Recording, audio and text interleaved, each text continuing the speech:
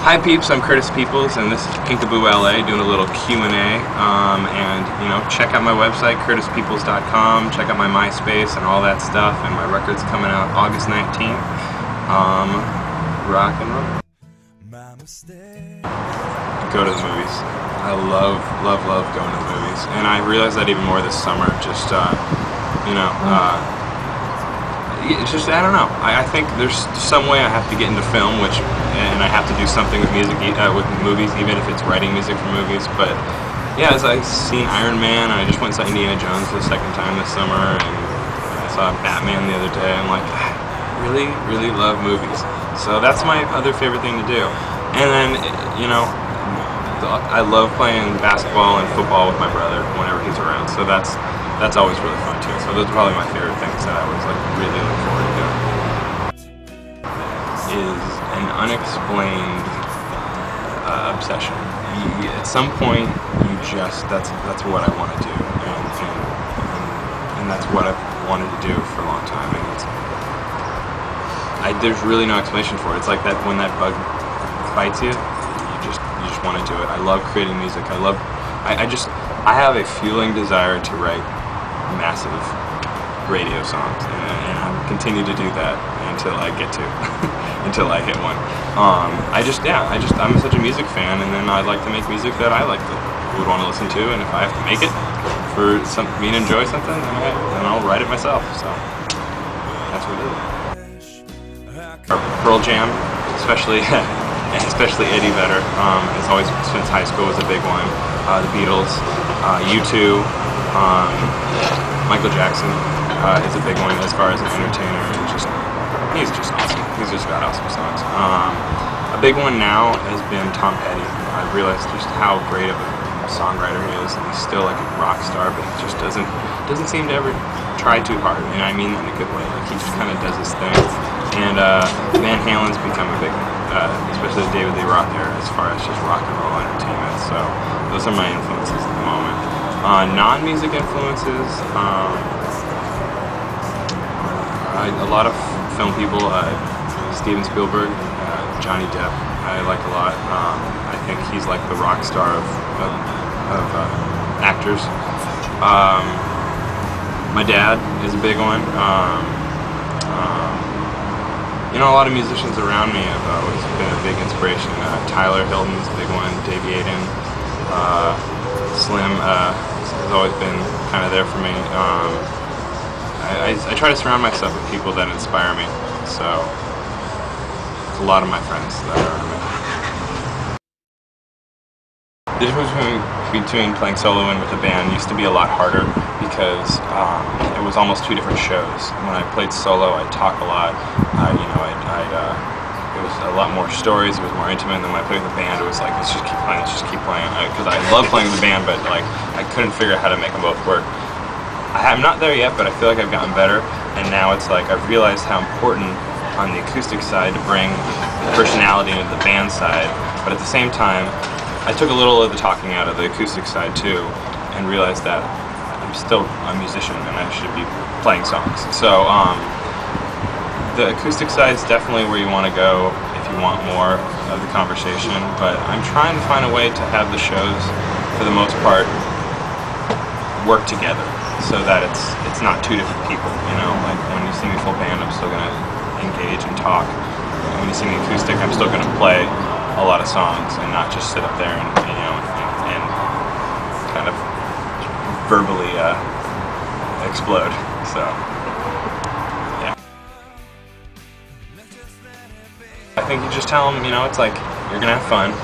He's gonna be cool to you, you know, and it's like, and you're gonna hear some good songs. I mean, I really think that, you know, I always laugh sometimes when I do tours with other singer-songwriters because my set's so much more upbeat and so much like more rocking. And once in a while we get to these really quiet venues, and I just feel like I'm a fish out of water. But that's kind of the fun of it, you know.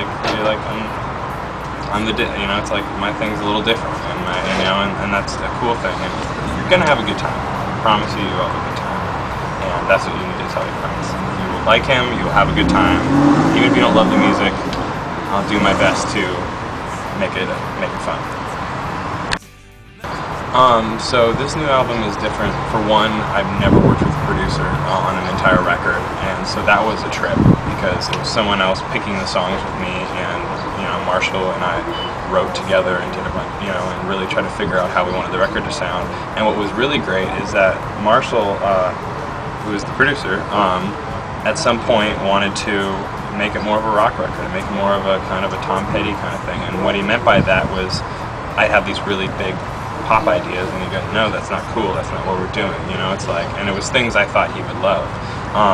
So that was cool, because it was a give and take. So, but what it did is it stripped down a lot of the crap, and it made it just kind of like, made the songs kind of stand out. And there's still really cool stuff, and candy and strings on a few, like on a song or two, but it just kind of like presents the songs.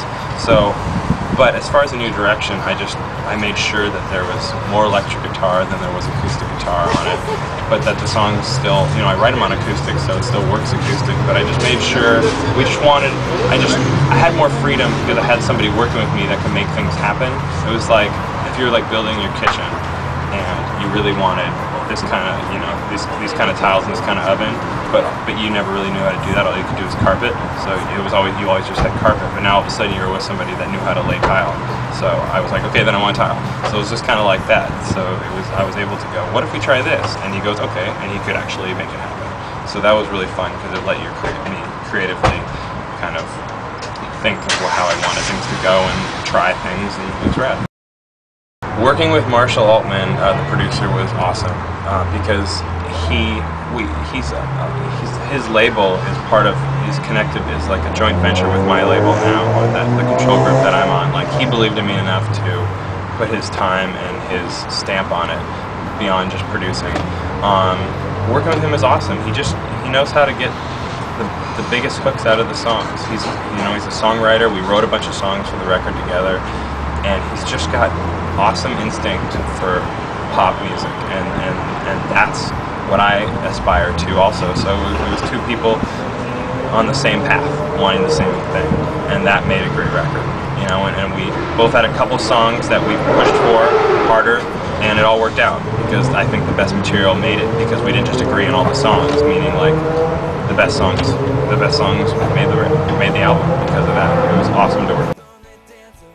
My major influences for the record, one in length was Michael Jackson's Thriller. There's 9 songs in the record, there's 10 on mine. I wanted this record to not be too short so that you can't enjoy it, but I wanted it to just be all killer, no filler, pretty much. I wanted it to be good from start to finish without any kind of artistic moment somewhere around track 8 where it just kind of meanders for, whatever.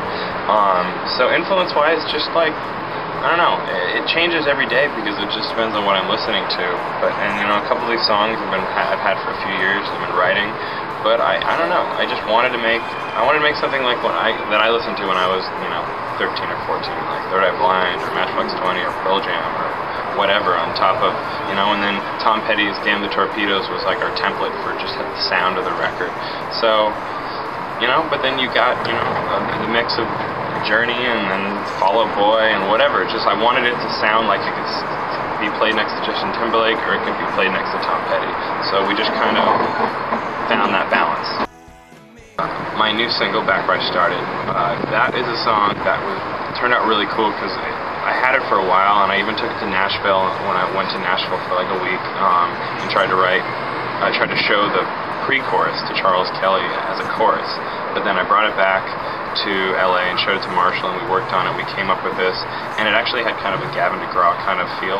And then the day we went to record it, first it was too high, so we brought it down, and I don't know what happened, but Marshall said, I want it to sound like Tom Petty's Refugee. So the band knew what that meant, and that song surprised me more than any song on the record, because I liked it, I liked the chorus a lot, but I didn't know what it was going to feel like. And when it got in the studio, it was actually just so cool and so like bar band sounding.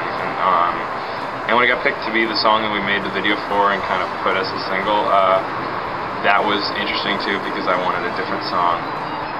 But this was the right choice. This sums up the record more, and it's fun, and it's like, it's cool. It can be played in a jukebox. It's a jukebox song, so I like Back Where I Started very much. I approve.